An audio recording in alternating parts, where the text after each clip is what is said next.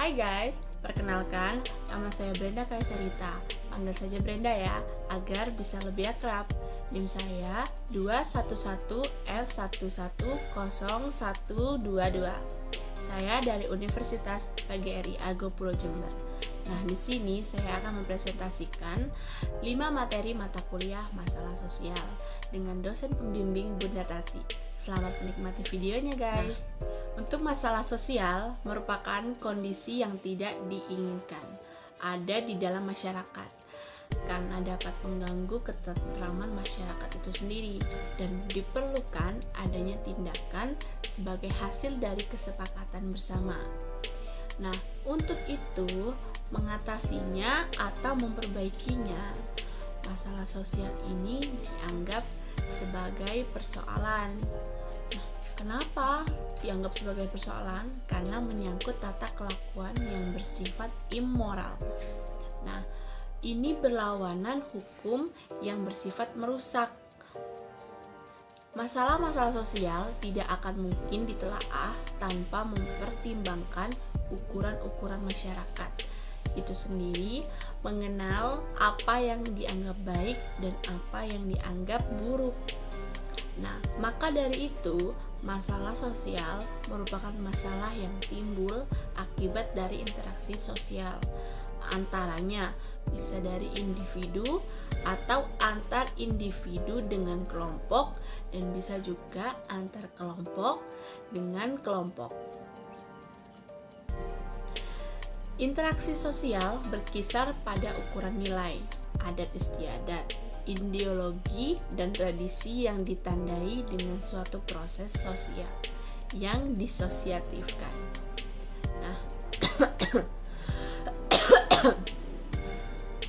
Nah, bahkan masalah sosial timbul dari proses perkembangan masyarakat itu sendiri. Apabila kalau proses perkembangan itu berlangsung dengan cepat ya. Nah, sehingga menimbulkan keguncangan di dalam masyarakat. Mengapa bisa seperti itu? Sehingga masyarakat akhirnya kaget dengan budaya itu yang disebut dengan kultur shock dan kesenjangan budaya yang bisa disebut kultur kultural. Nah, untuk itu masalah sosial timbul karena adanya ketidaksesuaian antara unsur-unsur kebudayaan atau masyarakat, di mana dapat memperbanyak kehidupan kelompok sosial atau menghambat terpenuhinya keinginan-keinginan pokok warga kelompok dalam sosial tersebut. Nah, yang menyebabkan kepincangan ikatan sosial itu sendiri, teman-teman. Suatu kelompok dengan kondisi yang normal terdapat integrasi serta keadaan yang sesuai pada hubungan antara unsur-unsur masyarakat atau unsur-unsur kebudayaan. Apabila antara unsur-unsur tersebut terjadi bentrokan atau permasalahan dari unsur itu tersebut atau ketidaksesuaian, maka hubungan-hubungan sosial terganggu dan akan mengakibatkan kegoyahan dalam kehidupan berkelompok. Seperti itu.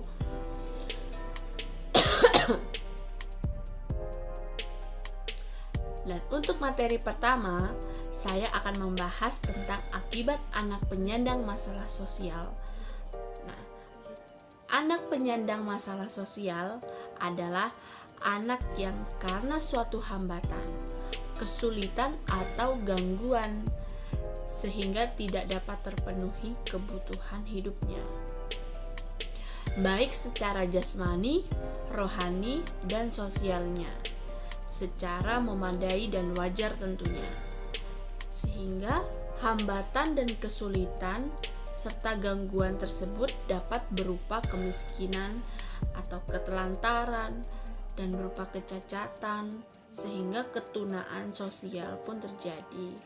Akhirnya keterbelakangan, keasingan, dan perubahan lingkungan yang akan dilingkupi oleh anak yang berkebutuhan, dan secara mendadak yang kurang mendukung juga, seperti terjadinya bencana atau anak penyandang masalah sosial perlu mendapatkan perhatian khusus, pemerintah harus dapat meningkatkan kinerjanya kalau begitu. Dalam apa? Dalam menangani penyandang masalah sosial. Untuk menyikapinya dampak dari makin beratnya masyarakat menanggung beban hidup. Oleh karena itu, anak penyandang masalah sosial perlu diberdayakan. Nah, salah satunya melalui pemberian pendidikan. Seperti apa contohnya? Sehingga dapat lebih memiliki kualitas hidup yang lebih baik lagi. Nah, untuk yang pertama, anak terlantar itu bisa disebut dengan anak yang berusia 6 tahun sampai atau 18 tahun yang didakwa akan dijatuhi pidana karena melakukan tindak kekerasan. Nah, seperti apa kriterianya? Yang pertama, berasal dari keluarga fakir miskin. Yang kedua, anak yang dilalaikan oleh orang tuanya. Dan yang ketiga, anak yang tidak terpenuhi kebutuhan dasarnya. Nah, untuk yang kedua, anak penyandang disabilitas dikriteriakan dengan mengalami seperti apa? Dan yang pertama, mengalami hambatan untuk melakukan suatu aktivitas sehari-hari. Dan yang kedua, mengalami hambatan dalam bekerja sehari-hari. Dan yang ketiga, tidak mampu memecahkan masalah secara memadai. Nah, untuk yang ketiga, ada anak korban tindak kekerasan. Nah, kekerasan terhadap anak adalah tindak kekerasan secara fisik, bisa juga secara seksualitas, atau penganiayaan secara emosional, atau pengabaian terhadap anak. Itu juga penting. Dan bentuk-bentuk kekerasan lainnya, atau dengan membiarkan orang berada dalam situasi berbahaya sehingga menyebabkan fungsi sosialnya terganggu. Dan untuk yang keempat, anak yang berhadapan dengan hukum. Anak yang berhadapan dengan hukum ini bisa disebut ABH. Mesti mendapat perlindungan khusus dan kepentingan terbaik bagi anak patut dihayati sebagai kepentingan terbaik untuk keberlangsungan hidup umat manusia. Nah, anak yang berhadapan dengan hukum adalah orang yang telah berumur kisaran 12 tahun tetapi belum mencapai umur 18 tahun. Nah, sehingga meliputi anak yang disangka, didakwa, dan dijatuhi pidana karena melakukan tindakan pidananya. Nah, untuk yang kelima, anak yang memerlukan perlindungan khusus. Anak yang membutuhkan perlindungan khusus juga adalah anak dalam situasi darurat. Nah, seperti anak yang berhadapan dengan hukum ini pasti dari anak dari kelompok minoritas dan terisolasi. Dan anak ini tereksploitasi, mencangkup eksploitasi ekonominya, atau mungkin seksual anak yang diperdagangkan, atau anak yang menjadi korban penyalahgunaan narkotika, bisa juga seperti itu. Apalagi yang lebih parahnya, ada juga yang dari alkohol dan nafsa. Nah, kesimpulan dari materi pertama ini, penyebab anak penyandang masalah sosial sangat berpengaruh terhadap perkembangan anak yang bersangkutan. Dan tentunya hal tersebut memerlukan peranan dari keseluruhan, dimulai dari keluarga terlebih dahulu, baru diterapkan dengan lingkungannya dan akan ditangani oleh pemerintah. Kita sebagai manusia hanya bisa meminimalisirkan hal tersebut sedemikian rupa dengan ilmu ataupun materi yang sudah dipelajari atau diberikan, dan menjadi manusia terbaik dengan saling membantu. Seperti itu. Lanjut, kita akan membahas materi untuk yang kedua tentang konsep pendidikan anak penyandang masalah sosial. Yang pertama itu faktor yang mempengaruhi anak bermasalah sosial. Nah, mengapa bisa mempengaruhi dari itu? Karena kemiskinan, yaitu suatu keadaan di mana terjadi ketidakmampuan untuk memenuhi kebutuhan dasar seperti makanan, pakaian, tempat berlindung. Nah, pendidikan pun dan kesehatan, ketidakharmonisan keluarga, di mana unit keluarga yang tidak lengkap contohnya. Disorganisasi keluarga karena putusnya perkawinan. Adanya juga kekurangan dalam keluarga tersebut, yaitu dalam hal komunikasi antara anggota-anggota keluarganya.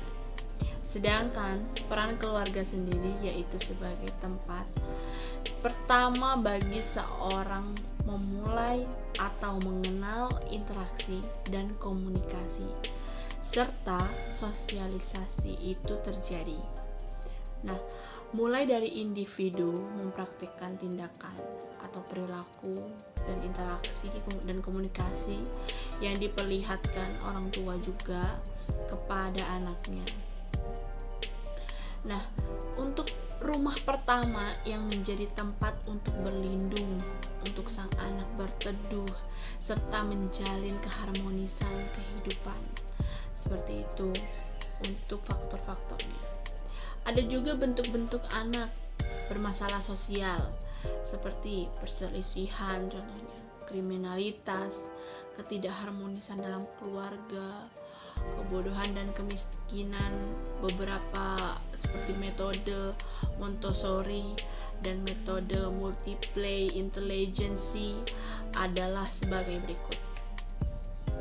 Contohnya yang pertama, metode Montessori. Nah, dalam metode Montessori ini yang merupakan metode belajar yang bergantung pada masing-masing anak yang dididik. Nah, dan memiliki keunggulan dalam menumbuhkan kekritisan berpikirnya. Nah, ini bisa berkolaborasi dalam timnya dan bertindak lebih tegas lagi, karena setiap anak memiliki kebebasan dalam memilih aktivitasnya sendiri yang tentu saja telah diatur sedemikian rupa oleh para pendidiknya untuk menumbuhkan kemandirian dalam dirinya atau kebebasan, dan harus mempunyai keteraturan, disiplin lah hidupnya. Nah, guru dan anak ini yang lingkungan yang diatur menciptakan segitiga pembelajaran yang baik. Anak dengan bebas memanfaatkan lingkungan yang ada untuk mengembangkan pribadinya dan berinteraksi dengan guru karena membutuhkan bantuan atau arahan yang diperlukan untuk sang anak, seperti itu. Itu metode dari itu. Dua, metode multiple intelligence. Nah, multiple intelligence adalah sebuah penilaian yang melihat secara deskriptif bagaimana sih individu menggunakan kecerdasannya atau memecahkan masalah dan menghasilkan sesuatu ide atau perkembangan. Dan pendekatan ini merupakan alat untuk melihat bagaimana pikiran manusia mengoperasikan dunia, baik itu benda-benda yang konkret maupun hal-hal yang abstrak. Bagi Gardner, tidak ada anak yang bodoh atau pintar. Ya, karena yang ada anak yang menonjol dalam salah satu atau beberapa jenis kecerdasan. Dengan demikian, dalam menilai dan menstimulasi kecerdasan anak itu, orang tua dan guru selayaknya dengan jeli atau cermat merancang sebuah metode pembelajaran khusus untuk sang anak dan ditargetkan implementasinya pembelajaran dalam multiple intelligence. Ada 8, yaitu yang pertama pembentukan akhlak dan mental yang positif tentunya, dan yang kedua pengembangan sosial, emosi, dan moralnya agar bisa terkontrol. Nah, yang ketiga, pengembangan sensomotoriknya. Dan yang keempat, pengembangan visualnya. Dan yang kelima, pengembangan verbal atau linguistiknya. Dan yang keenam, pengembangan logikanya. Yang ketujuh, pengembangan interpersonalnya. Yang kedelapan, pengembangan bakat dan kemampuan prinsip metode multi intelligence. Nah, seperti itu. Nah, bahwasannya pembelajaran yang baik yaitu pembelajaran yang dapat memanusiakan manusia. Nah, artinya dapat menghargai setiap potensi yang ada pada diri setiap anak tersebut. Nah, kemudian potensi tersebut diberi ruang untuk dikembangkan lagi, diarahkan lagi menuju kemampuan terbaiknya. Seperti itu pada diri masing-masing sang anak, sehingga dapat memperoleh hasil yang optimal, tidak setengah-setengah, sehingga langsung optimal. Apabila pendidik atau guru dalam menyampaikan materi atau yang diajarkan mampu menyesuaikan dengan kecenderungan atau kecerdasan dari sang anak tersebut, maka diharapkan anak dapat mengikuti pembelajaran dengan baik sesuai metode yang diajarkan oleh gurunya. Nah, aktif dan menyenangkan sehingga apa yang menjadi tujuan pembelajaran dapat tercapai dengan optimal karena sesuai yang diharapkan. Nah, seperti itu. Penanganan anak yang bermasalah sosial pun, cara menangani gangguan tersebut melalui perilaku, mencari akar penyebabnya, membuat anak merasa aman, membantunya supaya anak ini mengatasi kecemasannya, mengalihkan anak dengan kegiatan lain supaya tidak fokus untuk melakukan hal yang membuat anak ini emosi atau membuat kekacauan. Jadi sehingga membuat anak ini menjadi tenang dan menangani gangguan sosial emosinya pada anak dengan terapi. Cara menanganinya ya seperti terapi bermain, menulis dengan tangan, terapi alat musiknya, atau terapi seni-seni yang dimiliki potensi anak itu. Dan kita lanjut untuk materi ketiga, kita akan membahas tentang gepeng. Nah, anak pemulung dan anak jalanan. Seperti pada pengertian gepeng ini, kata gelandangan dan pengemis. Singkatannya dengan gepeng. Menurut peraturan pemerintah RI nomor 31 tahun 1980 tentang penanggulangan gelandangan dan pengemis.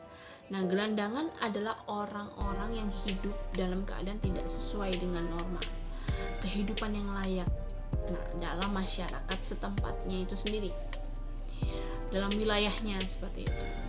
Nah, sedangkan pengemis adalah orang-orang yang mendapatkan penghasilannya dengan meminta-minta di muka umum dengan berbagai cara dapat dilakukan dan alasan untuk mengharapkan belas kasihan dari orang lain. Nah, untuk pengertian anak jalanan, anak jalanan ini anak yang menghabiskan sebagian besar waktunya untuk melakukan kegiatan kehidupan sehari-hari di jalanan, baik untuk mencari nafkah atau berkeliaran di jalan dan tempat-tempat umum lainnya. Nah, anak jalanan mempunyai ciri-ciri berusia 5 sampai 18 tahun melakukan kegiatan di jalan. Nah, kriteria gepeng menurut peraturan daerah nomor 15 tahun 2017 tentang penanganan gelandangan dan pengemis. Pasal 5 dan pasal 6 menjelaskan bahwa gelandangan adalah orang-orang dengan kriteria antara lainnya. Seperti yang pertama, tanpa kartu tanda penduduk seperti KTP. Nah, yang kedua, tanda tempat tinggal yang pasti atau tetap. Dan yang ketiga, penghasilan tanpa penghasilan yang tetap. Dan yang keempat, tanpa rencana hari ke depan anak-anaknya maupun dirinya seperti apa nantinya gitu. Nah, kriteria pengemis ini adalah orang dengan kriterianya seperti ini. Mata pencahariannya tergantung pada belas kasihan orang lain. Berpakaian kumuh, compang-camping dan tidak wajar karena mereka tidak mempunyai pakaian yang layak. Dan yang ketiga, berada di tempat umum. Dan yang keempat, memperalat sesama dengan merangsang belas kasihan orang lain sehingga orang lain itu merasa iba untuk melihat dia. Penanganan gepeng dan anak jalanan, solusinya seperti mengayomi dan memberikan perlindungan yang layak kepada anak jalanan tersebut, dan memberikan tempat bernaung, memberikan pendidikan yang setinggi-tingginya. Seperti itu. Nah, kita lanjut untuk materi yang keempat. Membahas tentang anak atau fisik ke korban trafficking atau akibat kekerasan seks. Nah, PSK, pengertian dari anak PSK ini pekerjaan seksual komersial. Singkatan dari PSK yaitu pekerjaan yang bertugas melayani aktivitas seksual dengan tujuan untuk mendapatkan upah atau upah dari yang telah memakai jasa dari mereka. Dan disebutkan bahwa PSK adalah wanita yang pekerjaannya menjual diri, seperti kepada banyak laki-laki yang membutuhkan atau pemuasan nafsu seksualnya saja. Nah, kenapa anak ini bisa menjadi PSK? Ada faktor-faktornya. Nah, faktor dari eksternalnya meliputi tidak adanya undang-undang yang tegas yang melarang pelacuran atau adanya dorongan manusia untuk menyalurkan kebutuhan seksnya saja, sehingga tidak ada undang-undangnya atau tidak ditegaskan seperti itu. Nah, di luar ikatan perkawinan yang menjadi penyebab maraknya prostitusi di kalangan remaja, antara lain aspirasi kesenangannya tuh hanya di dunia sementara saja. Nah, kecenderungan untuk menghindarkan diri dari kesulitan hidup seperti tekanan ekonominya, kemiskinan contohnya, kondisi keluarga yang tidak harmonis, bujuk rayu kaum lelaki seperti rasa ingin tahu tentang seks seperti digoda-goda dengan kaum lawan jenisnya. Nah, ada juga karakteristik dari anak PSK ini. Usia individu yang dihitung seperti mulai saat dilahirkan sampai saat berulang tahun. Semakin cukup umur, maka tingkat kematangan dan kekuatan seseorang akan lebih matang dalam bentuk berpikirnya. Nah, pendidikan adalah usaha sadar untuk mengembangkan potensi diri dari anak tersebut agar dapat berkembang lebih baik dan bermanfaat di lingkungan masyarakatnya. Latar belakang keluarga menjadi lembaga sosial yang paling dasar dan di dalamnya memiliki nenek moyang yang sama. Keyakinan atau agama adalah suatu hal yang dijadikan prioritas pertama atau sandaran penganutnya. Nah, di dalamnya terdapat perangkat kepercayaan sebagai tujuan. Perangkat kepercayaan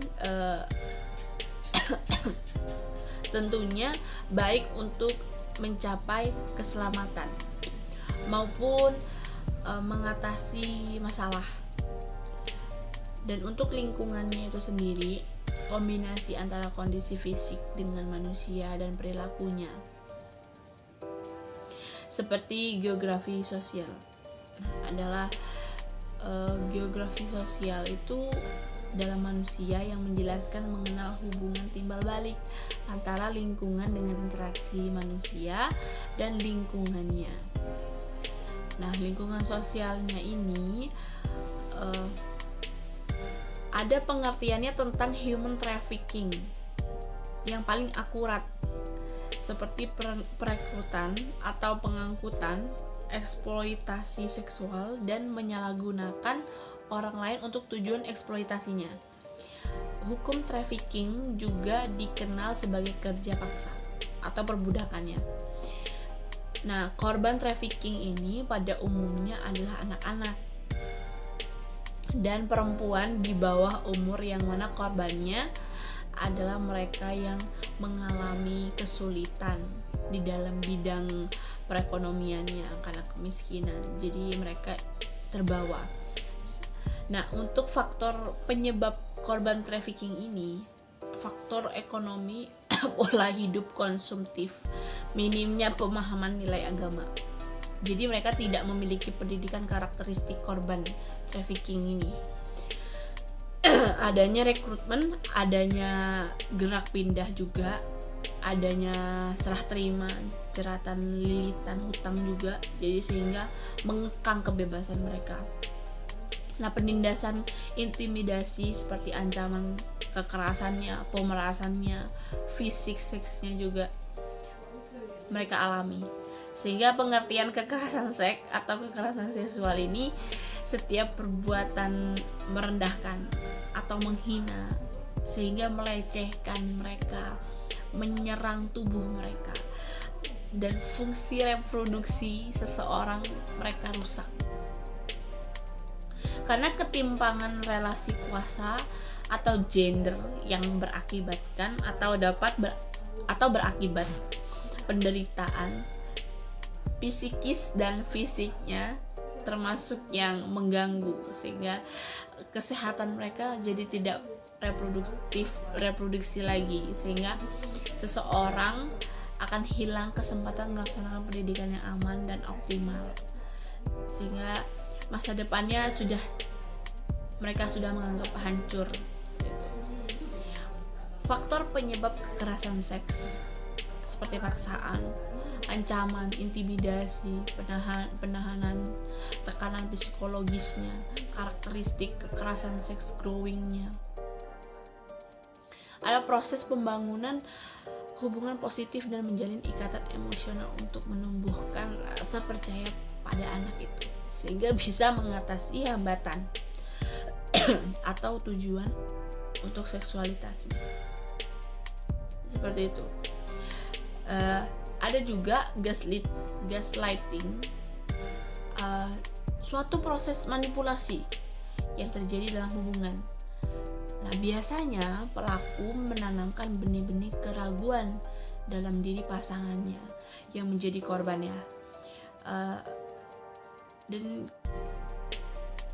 sehingga membuat korbannya itu seperti dimanipulasikan, seperti itu. Dan kita lanjut ke materi yang kelima. Kita akan membahas tentang anak yang berpenyakitan khusus. Nah, seperti apa sih? Seperti kusta dan lain-lain.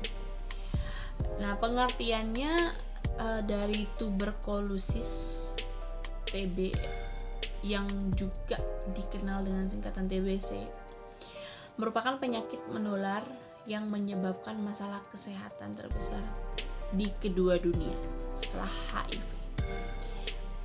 Nah, kenapa saya membahas penyakit ini? Karena ini disebabkan dari bakteri Mycobacterium tuberculosis. Nah, tuberkulosis ini juga dapat menyerang bagian tubuh manapun, tetapi yang tersering dan paling umum adalah infeksi tuberkulosis pada paru-paru. Nah, penyebaran penyakit ini dapat terjadi melalui orang yang telah mengidap TBC-nya.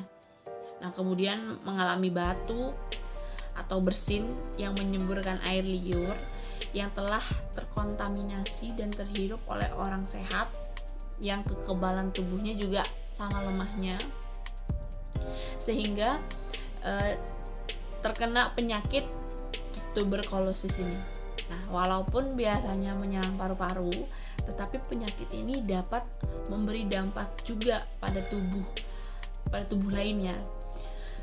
Seperti sistem saraf pusat, jadi menyebar ke sistem saraf tubuh seperti jantung, kelenjar getah bening,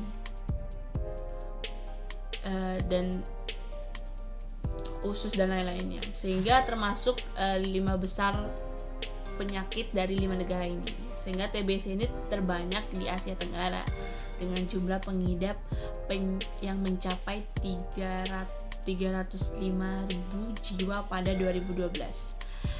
Nah, TBC ini tidak mendapat pengobatan, maka lebih dari 50% orang yang mengidap penyakit ini dapat meninggal. Walau begitu, hanya 1:10 kasus yang berkembang menjadi penyakit aktif untuk kasus TBC laten. Nah, bakteri yang menyebabkan penyakit tuberkulosis yang belum aktif secara klinis dan hanya berada di dalam tubuh saja. Jika sudah aktif, akan terjadi gejala pada periode tertentu, dan ini bisa dalam hitungan mingguan maupun tahunan juga. Nah, durasi ini juga tentunya tergantung dari kondisi kesehatan kita yang mengidap penyakit TBC tersebut dan daya tahan dari pengidapnya. Nah, kenapa bisa seperti itu? Karena penyebabnya yaitu karena dia proaktif atau seseorang yang sering atau kecanduan mengonsumsi alkohol. Yang ketiga juga penyebab petugas medis yang sering berhubungan dengan penderita TBC, tuberkulosis. Juga tinggal dengan lingkungan yang padat dan kumuh bisa menyebabkan TBC juga. Penderita yang penyakit ginjal stadium lanjut juga bisa. Dan juga seseorang yang memiliki sistem kekebalan tubuh lemah seperti penderita AIDS, kanker, dan diabetes itu juga bisa mempengaruhi orang yang sebelahnya. Juga kekurangan vitamin gizi juga menyebarkan ke anak-anak dan usia lansia. Dan juga seseorang yang menggunakan nafsa. Jadi penyakit TBC ini bisa menularkan siapa saja yang memang kondisi tubuhnya lemah. Karena pengidapnya sendiri yang menimbulkan penyakit itu timbul di dalam tubuhnya. Sehingga penyebab TBC ini adalah infeksi bakteri Mycobacterium tuberculosis di paru-paru. Nah, penularan tuberkulosis ini terjadi ketika seseorang menghirup udara yang terkontaminasi bakteri tuberkulosis itu sendiri. Nah, bakteri itu juga dikeluarkan oleh penderita TBC saat batuk dan bersin dalam bentuk droplet alias percikan lendirnya itu.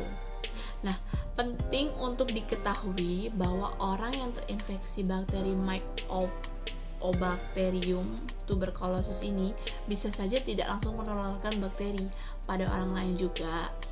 Hanya saja orang dengan penyakit TB paru aktif dapat menyebarkan bakteri tersebut sehingga penularannya lebih cepat kepada orang lain tersebut gitu.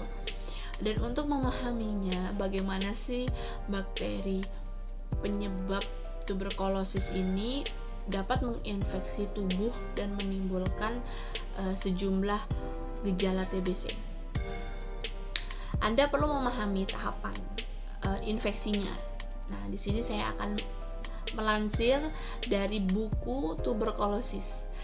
Saat masuk ke dalam tubuh, bakteri Mycobacterium tuberculosis ini akan melalui 3 tahap.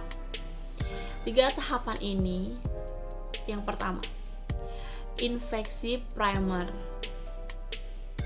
Infeksi primer ini juga bisa menghirup udara yang mengandung bakteri penyebab tuberkulosis. Nah, bakteri masuk melalui mulut, hidung, hingga mencapai paru-paru.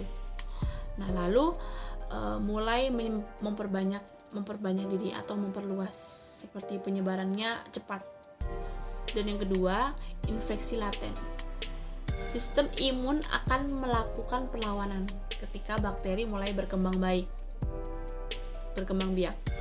Nah, respon sistem imun yang kuat dapat menghancurkan bakteri atau menahan perkembangan infeksinya. Seperti itu. Saat imun tubuh mampu menahan perkembangan bakterinya, maka tuberkulosis ini akan masuk ke dalam status dorman, yaitu kondisi yang mana bakteri tidur atau tidak aktif sehingga tidak menginfeksi, tidak ada penyebaran di dalam bagian tubuh. Nah, pada tahap ini orang yang terinfeksi tidak akan merasa sakit atau tidak menunjukkan gejala-gejala untuk tuberkulosis ini. Sehingga kondisi ini dikenal juga dengan TB laten. Penderita TB laten ini tidak bisa menularkan penyakit TBC sehingga aman bagi penyandangnya. Dan yang ketiga, infeksi aktif sebaliknya. Nah, jika respons sistem imun lemah terhadap infeksi bakteri tuberkulosis, bakteri akan lebih bebas memperbanyak diri dan menyerang sel-sel sehat di paru-parunya. Apabila bakteri sebelumnya dalam status dorman, seperti tadi yang saya jelaskan, respon sistem imun yang lemah menyebabkan bakteri bangun dari tidurnya dan kembali aktif menginfeksi. Seperti itu. Jadi yang ketiga ini jika dibiarkan terus akan kembali merespon di tubuh. Nah, kondisi aktifnya infeksi bakteri TBC ini adalah onset dari penyakit TB paru aktif, yaitu ketika infeksi TBC menunjukkan kemunculan gejala awal. Nah, atau gejala tuberkulosis ini pengidap tuberkulosis laten atau tidak aktif umumnya tidak akan mengalami gejala apapun, sehingga meskipun bakteri sudah berada di dalam tubuh, akan bakteri ini akan dalam tubuh belum tentu menyebabkan kerusakan apapun. Nah, saat bakteri mulai aktif, kondisi inilah yang memicu gejala pada penyandang tuberkulosis, sehingga ini benar-benar penanganan yang serius. Sehingga tuberkulosis umumnya yang hanya menyerang paru-paru dengan gejala utama batuk berdahak yang berlangsung akhirnya lebih dari 2 minggu. Batuk yang terjadi juga kadang mengeluarkan dahak berwarna seperti karat atau batuk darah, maka itu harus segera diobati atau ditangani. Sehingga pengidap TB ini juga biasanya akan kehilangan nafsu makan dan mengalami penurunan berat badan, yang disertai dengan demam, keringat di malam hari, atau merasa selalu kelelahan jika infeksi tuberkulosis pada paru telah menyebabkan kerusakan di dalam paru-paru atau timbul gejala sesak nafas di bagian tubuh tertentu. Nah, untuk beberapa pengidap tuberkulosis ini juga mengalami kondisi nyeri tulang. Nah, kondisi ini menandakan bahwa bakteri telah menyerang bagian tulang. Jadi tidak hanya sel-sel darah atau sel-sel bagian-bagian tertentu, tapi juga menyebabkan tulang. Nah, untuk pengobatannya dengan mengonsumsi obat sesuai dosis dan anjuran dari dokter. Nah, jenis obat yang diresepkan untuk mengatasi TBC ini antara lain rifampicin dan etabutol. Nah, pencegahan tuberkulosis. Seperti langkah utama yang bisa dilakukan untuk mencegah TBC adalah dengan menerima vaksin BCG, seperti Bacillus calmette-guerin. Nah, di Indonesia, vaksin ini termasuk dalam daftar imunisasi wajib dan diberikan sebelum bayi berusia 3 tahun. Nah, vaksin BCG juga dianjurkan bagi anak-anak seperti remaja ataupun orang dewasa yang belum pernah menerimanya. Pada waktu bayi tentunya, yang dewasa belum menerima pada waktu bayi. Namun harap diingat bahwa efektivitas vaksin ini akan berkurang pada orang dewasa. Nah, pengertian penyakit kusta juga penyakit ini infeksi yang berlangsung dalam waktu lama, gak singkat seperti halnya dengan TBC, karena penyakit ini menyerang saraf tepi, kulit, dan saluran pernafasan bagian atas. Nah, kusta yang juga dikenal dengan nama lepra atau penyakit Hansen dapat menjalar ke organ lain-lain sehingga dapat mempengaruhinya, kecuali susunan saraf pusat ya. Jadi penyebab kusta atau lepra bisa disebut juga dengan lepra disebabkan oleh infeksi bakteri Mycobacterium leprae. Nah, bakteri ini dapat menular dari satu orang ke orang lainnya, sehingga percikan cairan dari saluran pernafasan juga berpengaruh. Nah, ludah atau dahak yang keluar saat batuk atau bersin, sehingga harus kalau sudah mempunyai penyakit seperti ini memang harus benar-benar dari diri sendiri untuk mempersiapkan kebutuhannya agar tidak menulari orang sekitarnya, sehingga seseorang dapat tertular kusta jika terkena percikan tersebut jika kita tidak antisipasi dari diri kita sendiri. Maka penderita tersebut akan sehat terus-menerus dalam waktu yang lama, sehingga kata lainnya seperti bakteri penyebab lepra tidak dapat menular kepada orang lain dengan mudah. Selain itu, bakteri ini juga membutuhkan waktu lama untuk berkembang biak di dalam tubuh penderitanya. Seperti itu. Dan perlu dicatat bahwa kusta bisa menular jika terjadi kontak dalam waktu yang lama. Kusta tidak akan menular hanya karena bersalaman seperti duduk bersama atau berhubungan seksual dengan penderitanya, tetapi juga kusta tidak menular dari ibu ke janinnya. Seperti itu. Selain penyebab di atas, ada beberapa faktor lain yang bisa meningkatkan risiko seseorang terkena penyakit kusta ini. Nah, antaranya yang pertama itu bersentuhan dengan hewan penyebar bakteri kusta, seperti armadillo menetap atau berkunjung di kawasan endemik kusta memiliki gangguan sistem kekebalan tubuhnya. Nah, gejala kusta pada awalnya tidak tampak jelas dan biasanya berkembang secara perlahan, tidak langsung, sehingga bahkan pada beberapa kasus gejala kusta baru bisa terlihat setelah bakteri kusta itu berkembang biak dalam tubuh penderita selama sekitar 20 tahun atau lebih ya. Sehingga beberapa gejala kusta yang dapat dirasakan penderitanya seperti mengalami kulit menjadi mati rasa, termasuk kehilangan kemampuan untuk merasakan suhu tubuh atau suhu ruang, juga sentuhan, tekanan, atau nyeri kulit seperti tidak berkeringat. Seperti itu. Kulit juga terasa kaku dan kering, luka yang tidak terasa nyeri di telapak kaki, bengkak, atau di bagian yang benjolan di wajah atau telinga. Seperti itu. Bercak yang tampak putih dan berwarna lebih terang pada kulit juga ada di sekitarnya ya. Nah, sehingga saraf bisa membesar. Nah, biasanya di siku atau di lutut otot melemah, terutama pada otot kaki dan tangan. Alis dan bulu mata hilang permanen. Mata menjadi kering dan jarang mengedip. Nah, seperti ada sering mimisan, hidung tersumbat juga, atau kehilangan seperti tulang hidung pada kusta yang menyerang sistem sarafnya. Nah, penderita juga bisa kehilangan sensasi rasa, termasuk nyeri itu sendiri, sehingga mati rasa di bagian tubuhnya. Akibatnya luka atau cedera di tangan atau kaki tidak dapat terasa oleh penderitanya.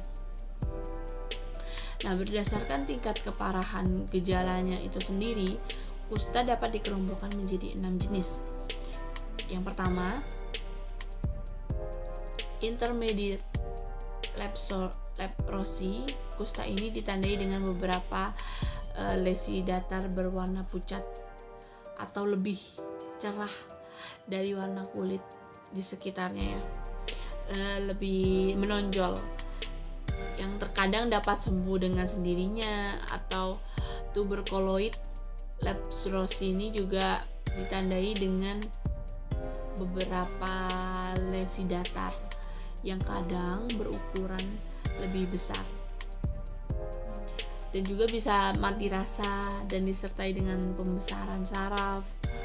Nah, borderline tuberculoid leprosi, kusta jenis ini ditandai dengan munculnya lesi yang berukuran lebih kecil dan lebih banyak dari tuberculoid leprosi ini. Nah, borderline leprosi ini juga ada jenis-jenisnya, ditandai dengan lesi kemerahan yang tersebar secara acak dan asimetris, dan juga ada mati rasa dan pembekakan kelenjar getah bening di sekitar kustanya. Ada juga borderline leprosi. Kusta ini ditandai dengan lesi yang berjumlah banyak dengan bentuk datar atau ada benjolannya, sehingga kusta jenis ini juga terdapat menimbulkan mati rasa seperti itu. Nah, ada juga lepromatous leprosi, lepra. Ini ditandai dengan lesi yang tersebar dengan simetris. Nah, umumnya lesi yang timbul mengandung banyak bakteri dan disertai dengan rambut rontok, gangguan saraf, serta kelemahan anggota geraknya juga lebih menurun.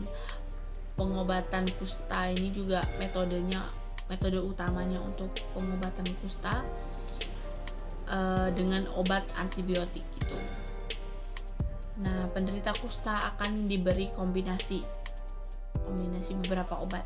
Nah, beberapa jenis antibiotik selama 1-2 tahunan.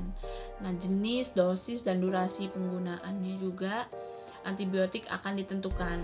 Jadi tidak sembarangan dan berdasarkan jenis kusta yang dideritanya, sehingga agar cepat penanganannya. Contoh antibiotik yang digunakan untuk pengobatan kusta. Ada yang rifampicin, dapsone, clofazimine, minoxidil, ofloxacin di Indonesia. Pengobatan kusta umumnya dilakukan dengan metode MDT atau multi-drug therapy, yakni pengobatan yang mengombinasikan 2 antibiotik atau lebih. Setelah pengobatan dengan antibiotik, operasi umumnya akan dilakukan sebagai penanganan lanjutan. Nah, operasi bagi penderita kusta ini bertujuan untuk menormalkan fungsi saraf yang rusak. Nah, juga bisa memperbaiki bentuk tubuh yang cacat atau mengembalikan fungsi anggota tubuh. Pencegahan kusta sampai saat ini juga belum ada vaksin untuk pencegahan tersebut ya, karena diagnosis dini dan pengobatan yang tepat merupakan upaya terbaik untuk mencegah penyakit komplikasi dan penularan penyakit kusta ini. Nah, selain itu juga menghindari kontak dengan hewan membawa bakteri kusta juga penting untuk mencegah penularan kusta ini. Seperti itu. Gerakan terpadu untuk memberikan informasi mengenal penyakit kusta kepada masyarakat. Nah, terutama di daerah akademik. Nah, merupakan langkah awal penting agar para penderita mau memeriksakan dirinya dan mendapatkan pengobatan yang efisien. Demikian video tentang penyandang 5 anak masalah sosial. I hope you enjoy it guys. See you next video. Bye bye.